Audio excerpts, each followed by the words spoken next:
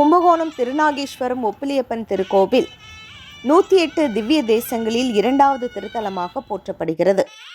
ஒப்பு இல்லாத அப்பன் ஒப்பிலியப்பன் பெருமாள் ஆவார். இவர் திருப்பதி வெங்கடாஜலபதியின் அண்ணன் என்று வணங்கப்படுகிறார்.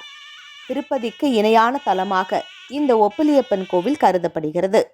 திருப்பதிக்கு வேண்டுதல் வைத்து நிறைவேற்ற முடியாதவர்கள் இந்த கோவிலுக்கு வந்து நிறைவேற்றலாம். ஆனால் இங்கு வேண்டிக் கொண்டு திருப்பதிக்கு சென்று நிறைவேற்றக்கூடாது. இங்கு சுவாமிக்கு படைக்கப்படும் நெய்வேத்தியம் உப்பு இல்லாமல் படைக்கப்படுகிறது. அதற்கு ஒரு காரணமும் கூறப்படுகிறது.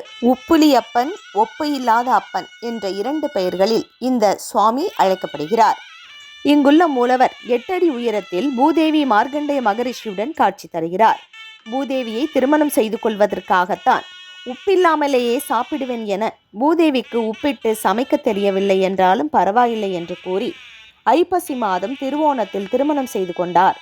இதன் காரணமாகவே உப்பில்லாமலேயே சுவாமிக்கு படைக்கப்படுகிறது. இதன் காரணமாகவே உப்பிலி அப்பன் என்ற பெயரில் சுவாமி அழைக்கப்படுகிறார்.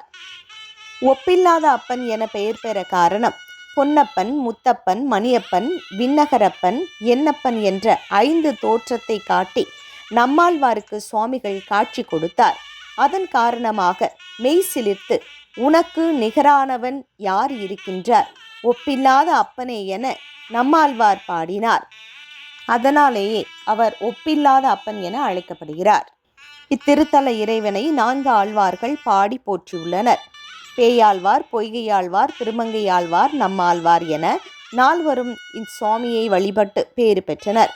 இங்குள்ள குளம் பகலிரா பொய்கை என அழைக்கப்படுகிறது. பகல் இரவு ஆகிய 2 நேரங்களிலும் இந்த பொய்கையில் நீராடலாம். இக்கோவில் திருவிண்ணகரம் என்ற பெயரில் அழைக்கப்படுகிறது. பரமபதத்துக்கு, அதாவது வைகுண்டத்திற்கு இணையான ஒரு திருத்தலம் இது என அழைக்கப்படுகிறது. இன்று புரட்டாசி கடைசி சனிக்கிழமை என்பதால் பக்தர்களின் கூட்டம் இங்கு அதிகமாக காணப்பட்டது.